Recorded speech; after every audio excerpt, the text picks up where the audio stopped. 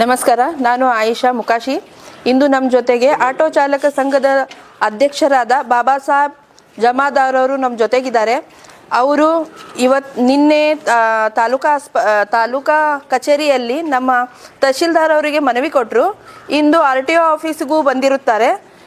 ಮತ್ತು ಆನಂತರ DYSP ಆಫೀಸ್ಗೂ ಅವರು ಅರ್ಜಿಗಳನ್ನು ಕೊಡಲು ಹೋಗ್ತಾರಂತೆ. ಅವರ ಸಮಸ್ಯೆಗಳೇನು ಮತ್ತು ಅದರ ಬಗ್ಗೆ ಸಮಗ್ರ ಮಾಹಿತಿಯನ್ನು ತಿಳಿದುಕೊಳ್ಳೋಣ, ಬನ್ನಿ. ಸ್ಟಾಪ್.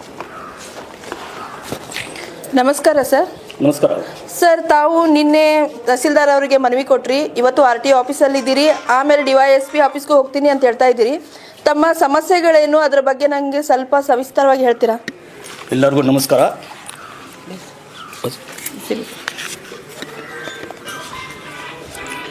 ಇದು ನಮ್ಮ ಬೇಡಿಕೆ ಹಲವಾರು ವರ್ಷಗಳಿಂದ ನಾವು ಪತ್ರಿಕೆಯಲ್ಲಿ ಕೂಡ ಮತ್ತು ಮನವಿಯನ್ನು ಕೊಡ್ತಾ ಬಂದಿದ್ದೀವಿ. ಆದರೂ ಸರ್ಕಾರ ನಮ್ಮ ಕಡೆ ಗಮನ ಹರಿಸ್ತಾ ಇಲ್ಲ. ಈಗ ನಾವು ಜಿಲ್ಲಾದ್ಯಂತ ಎಲ್ಲ ಪ್ರತಿಯೊಂದು ತಾಲೂಕಿನಲ್ಲಿ ನಾವು ಈ ಮನವಿಯನ್ನು ಕೊಡ್ತಾ ಇದ್ದೀವಿ. ನಮಗೆ ಸುಮಾರು ವರ್ಷಗಳಿಂದ, ಇದು 50-60 ವರ್ಷಗಳಿಂದ ನಮ್ಮ ಆಟೋ ಓಡಿಸ್ಲಿಕ್ಕೆ ನಮಗೆ ಪರ್ಮಿಟು ಬರೀ 7 ಕಿಲೋಮೀಟರ್ ಕೊಟ್ಟಿದ್ದಾರೆ. ಈಗ 50-60 ವರ್ಷಕ್ಕಿಂತ ಹಿಂದೆ ಯಾವುದು, ಈಗ ಯಾವುದು, ಈಗ ಯಾವ ಇಸ್ವಿ ನಡೀತಾ ಇದೆ, ಈ ಯಾವ ಮಾಡಲ್ ಬಂದಿದೆ, ಆದರೂ ಕೂಡ ನಮಗೆ ಇನ್ನೂ ತನಕ 7 ಕಿಲೋಮೀಟರ್ನಲ್ಲಿ ಓಡಿಸೋದು ನಮಗೆ ಸಾಧ್ಯ ಆಗ್ತಾ ಇಲ್ಲ. ಆದ ಕಾರಣ ಸರ್ಕಾರಕ್ಕೆ ನಾವು ಮನವಿ ಮಾಡ್ಕೋತಾ ಇದ್ದೀವಿ, ನಮ್ಮ ಈ ಬೇಡಿಕೆಯನ್ನು ನೀವು ಈಡೇರಿಸ್ಕೊಡಿ. ಯಾಕಂದರೆ ಈಗ ದಾಂಡೇಲಿಯನ್ನು ಟೂರಿಸಮ್ ಆಗಿದೆ, ಈಗ ಹೋಮ್ ಸ್ಟೇಗಳು, ರಿಸೋರ್ಟ್ಗಳು ಆಗಿದ್ದಾವೆ. ಇದು ಕಸ್ಟಮರ್ ನಮ್ಮ ಬಂದು ಈ ರಿಸೋರ್ಟ್ಗೆ ಹೋಗಬೇಕಂದ್ರೆ ನಮಗೆ ಆ ರಿಸೋರ್ಟ್ಗೆ ಹೋಗಲಿಕ್ಕೆ ಅದು 7 ಕಿಲೋಮೀಟರ್ ಜಾಸ್ತಿ ಇರುತ್ತೆ.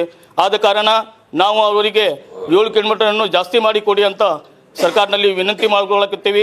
ಹಾಗೂ ನಾವು DCಗೂ ಕೂಡ ಕಾರವಾರನಲ್ಲಿ ಹೋಗಿ DCಗೂ ಕೂಡ ಈ ಪ್ರೆಸ್ ಮೀಟ್ ಮಾಡಿ ಈ ಪತ್ರಿಕೆಯನ್ನು ಕೊಟ್ಟು ಬಂದಿದ್ದೀವಿ. ಹಾಗೆಯೇ ನಮ್ಮ ಈಗ ದಾಂಡೇಲಿಯಲ್ಲಿ ಹಾಗೂ ಜಿಲ್ಲಾದ್ಯಂತ ಎಲ್ಲ ಕಡೆ ಆಟೋಗಳ ಸಂಖ್ಯೆಯನ್ನು ಹೌಳಿ ಜಾಸ್ತಿ ಆಗಿಬಿಟ್ಟಿದೆ. ಅದಕ್ಕೆ ನಿಲ್ಲಲಿಕ್ಕೆ ಅವಕಾಶ ಇಲ್ಲ. ನಿಲ್ಲಲಿಕ್ಕೆ ಸ್ಟ್ಯಾಂಡ್ಗಳು ತುಂಬಿ ಹೊರಗಡೆ ಆ ಕಡೆ ಈ ಕಡೆ ನಿಲ್ತಾ ಇದ್ದಾವೆ. ಹಾಗಾಗಿ ಕೆಲವೊಂದು ಕಡೆ ಟ್ರಾಫಿಕ್ ಆಗಿ ಆಕ್ಸಿಡೆಂಟ್ ಆಗ್ತಾ ಇದ್ದಾವೆ. ಅದಕ್ಕಾಗಿ ಪರ್ಮಿಟನ್ನು 5 ವರ್ಷವರೆಗೆ ಬಂದ್ ಮಾಡಬೇಕಂತ ನಾವು ಜಿಲ್ಲಾಧಿಕಾರಿಗಳಿಗೆ ಹಾಗೂ ನಮ್ಮ ಈ RTO ಕಚೇರಿ ಅಧಿಕಾರಿಗಳಿಗೆ ನಾವು ವಿನಂತಿ ಮಾಡಿಕೊಳ್ತಾ ಇದ್ದೀವಿ. ಅದಕ್ಕೆ ಈಗ ಮುಂದೆ ಬರುವ ದಿನಗಳಲ್ಲಿ ಹೀಗಾದರೆ ಮುಂದೆ ಅವಕಾಶ ಸಿಗೋದಿಲ್ಲ. ಅದಕ್ಕೆ ಬಹಳಷ್ಟು ಪರ್ಮಿಟ್ ಆಗಿಬಿಟ್ಟಿದ್ದಾವೆ. ಅದಕ್ಕೆ ತಾವು 5 ವರ್ಷ ತನಕ ಪರ್ಮಿಟನ್ನು ಬಂದ್ ಮಾಡಿಸಬೇಕು ಅಂತ ತಮ್ಮಲ್ಲಿ ವಿನಂತಿಸಿಕೊಳ್ಳುತ್ತೇನೆ.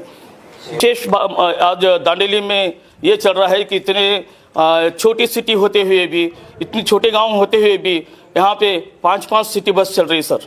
और इस 5-5 सिटी बस के अंदर हमारे इसके अंदर और अभी रैपिडो, मतलब जो 2 व्हीलर्स निकले हैं वो 2 व्हीलर्स 3 पॉइंट हो गए हैं. तीनों लोग के तीनों पॉइंट अपने पैसेंजर मार रहे हैं. तो हम क्या करें? हम इतने साल से गाड़ी चला रहे हैं.